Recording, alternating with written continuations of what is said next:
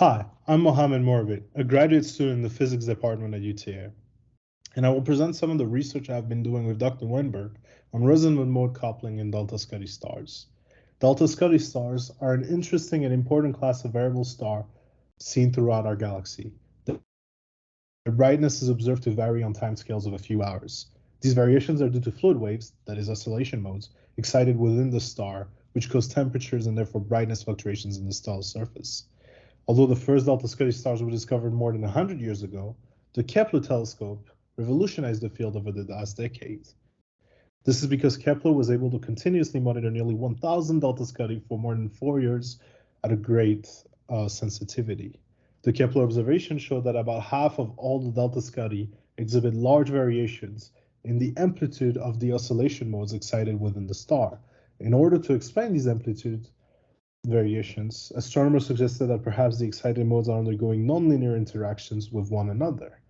This means the modes aren't all ringing independently, like in a bell, but instead are exciting and damping one another.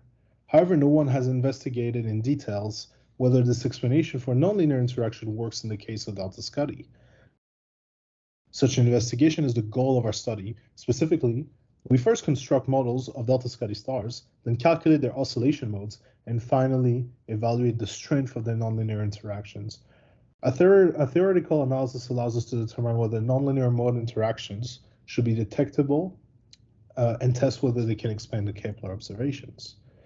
In Figure 1, we show the locations of our delta Scuti models in the temperature-gravity plane. Our models are large solid star symbols. We constructed these models using the stellar evolution code MESA. For comparison, the blue and the red points show the delta Scuti observed by Kepler behind our solid stars. After we constructed our stellar models, we used the oscillation code gyre to find oscillation modes for each model. Examples of such oscillation modes are shown in this figure 2, where it is the displacement of the fluid as a function of radius within the star. The left plot shows a P mode, whose restoring force is primarily due to pressure perturbations, while the right plot shows a G mode, whose restoring force is primarily due to gravity or buoyancy. We used gyre to find about 50 P and G modes for each stellar model. For each mode, we also calculate its linear damping rate, gamma A. The damping is caused by radiative diffusion and turbulent dissipation in the convective zone of the star. The final step was to calculate the strength of the nonlinear interaction between the modes. The interaction strength depends on the mode amplitude, their temporal resonance, and their spatial overlap. The dominant interaction is expected to be two modes excited in third one. We say two parent mode excited daughter mode, as shown in this little cartoon picture here on the top right.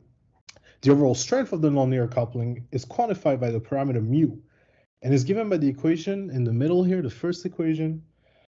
It depends on the three-mode coupling coefficient kappa ABC, the damping rate of the daughter mode, gamma A, as well as the detuning between the three modes, delta ABC.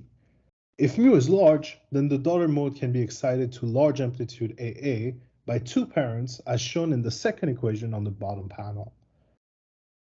For each of the stellar model, we find that there are many parent-daughter mode triplets with large coupling strength mu. This is shown in figure 3.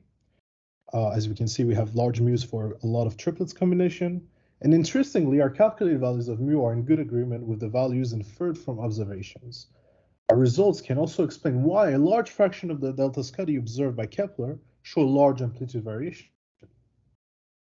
In conclusion, our theoretical analysis showed that significant nonlinear mode interactions are very likely to occur in delta Scuti stars, and that they should produce detectable effects consistent with those that were observed by the Kepler telescope. Although Kepler is no longer in operation, the TESS space telescope continues to observe many delta Scuti stars, and we are planning to carry out thorough analysis on nonlinear mode interaction in delta Scuti, and to compare our results with the new observation by TESS. Thank you very much for listening to my presentation, and enjoy the UTA Discover Research Symposium 2022.